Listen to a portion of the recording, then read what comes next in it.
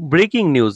আজ দুপুর ১২টায় শতভাগ পে স্কেল গ্যাজেট প্রধানমন্ত্রীর হাতে তুলে দিলেন অর্থমন্ত্রী ও সচিব কমিটি।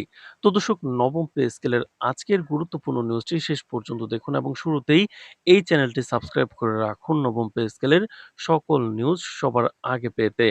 বহুল আলোচিত ও কাঙ্ক্ষিত শতভাগ পে স্কেল নতুন বেতন কাঠামো বাস্তবায়নের চূড়ান্ত প্রক্রিয়া সম্পন্ন হয়েছে। আজ দুপুর ঠিক ১২টায় এক উচ্চ পর্যায়ের বৈঠকে নতুন বেতন কাঠামোর চূড়ান্ত গ্যাজেট প্রধানমন্ত্রী তারেক রহমানের হাতে আনুষ্ঠানিকভাবে তুলে দিয়েছেন অর্থমন্ত্রী এবং সচিব কমিটির শীর্ষ প্রতিনিধি দল।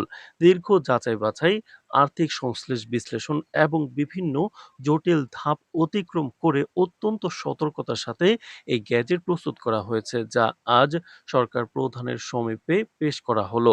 হস্তান্তরের পরপরই এই পরম আকাঙ্ক্ষিত মুহূর্তে প্রধানমন্ত্রী তারেক রহমান নতুন পে স্কেলের এই গ্যাজেটে সই করেছেন বলে নির্ভরযোগ্য সরকারি সূত্রে নিশ্চিত হওয়া গেছে।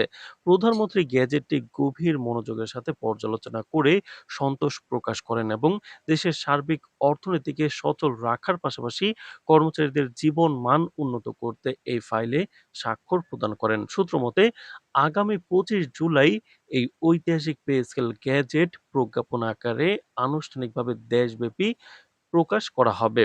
নতুন পে স্কেলের সবচেয়ে বড় এবং স্বস্তিদায়ক খবর হচ্ছে, সরকারি কর্মকর্তা-কর্মচারীদের এই নতুন বেতন কাঠামো চলতি জুলাই মাস থেকে সম্পূর্ণ কার্যকর করা হবে। এবারের নতুন পে স্কেলের অন্যতম উল্লেখযোগ্য বৈশিষ্ট্য হলো নিম্ন ও মধ্যম স্তরের কর্মচারীদের প্রতি বিশেষ দৃষ্টি দেওয়া। বিশেষ করে ১১ থেকে ২০ গ্রেডের কর্মচারীদের জন্য এবার নতুন করে রেশন সুবিধা চালু করা সহ তাদের মূল বেতন ও অন্যান্য আনুষঙ্গিক ভাতা পূর্বের তুলনায় রেকর্ড পরিমাণে বৃদ্ধি করা হচ্ছে। সচিবালয় এবং অর্থ মন্ত্রণালয়ের একাধিক কর্মকর্তা নাম প্রকাশ না করার শর্তে জানিয়েছেন, নিম্ন গ্রেডের কর্মচারীরা যাতে বর্তমান বাজার মূল্যের সাথে তাল মিলিয়ে সচ্ছলভাবে পরিবার পরিচালনা করতে পারেন, সেজন্যই ১১ থেকে ২০ গ্রেডে বেতন বৃদ্ধির হার অন্যান্য গ্রেডের তুলনায় অনেক বেশি রাখা হয়েছে এবং তাদের জন্য বিশেষ রেশন সুবিধার ব্যবস্থা নিশ্চিত করা হয়েছে। তো দর্শক, ভিডিওটির এই মুহূর্ত পর্যন্ত যারা দেখছেন, চ্যানেলটি সাবস্ক্রাইব করে রাখুন নবম পে স্কেলের সকল নিউজ সবার আগে পেতে। তো দর্শক, বেতন ও ভাতা বৃদ্ধির ক্ষেত্রেও এবারের পে স্কেলে ব্যাপক পরিবর্তন আনা হয়েছে বলে অর্থমন্ত্রী উল্লেখ করেন। তিনি জানান, ১ থেকে ১০ গ্রেডের কর্মকর্তাদের মূল বেতন ৫০% বৃদ্ধি পাবে এবং এর পাশাপাশি তাদের অন্যান্য ভাতা ২০% হারে বাড়ানো হবে। অন্যদিকে মাঠ পর্যায়ে ও সচিবালয়ের সিংহভাগ জনবল অর্থাৎ ১১ থেকে ২০ গ্রেডের কর্মচারীদের জন্য অভূতপূর্ব সিদ্ধান্ত নেওয়া হয়েছে। এই স্তরের কর্মচারীদের মূল বেতন সরাসরি ১০০% অর্থাৎ দ্বিগুণ বৃদ্ধি করা হচ্ছে এবং তাদের বিভিন্ন খাতের ভাতা বাড়ানো হচ্ছে ৫০% পর্যন্ত।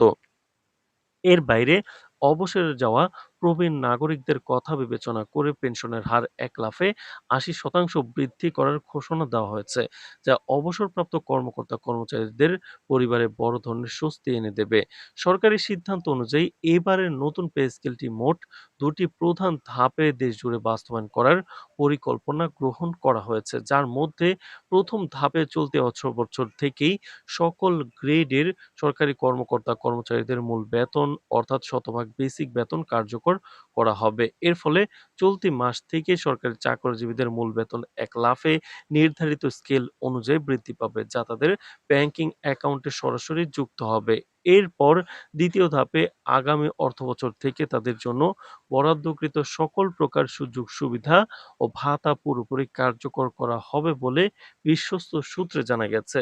তো দর্শক, ভিডিওটির এই মুহূর্ত পর্যন্ত যারা দেখছেন, চ্যানেলটি সাবস্ক্রাইব করে রাখুন নবম পে স্কেলের সকল নিউজ সবার আগে পেতে। তো দর্শক, সরকারের এই ২ ধাপের কৌশলগত সিদ্ধান্তের কারণে রাষ্ট্রীয় বাজেটের উপর যেমন এককালীন অতিরিক্ত চাপ পড়বে না, তেমনি চাকরিজীবীরাও চলতি মাস থেকেই বড় ধরনের আর্থিক স্বস্তি পাবেন।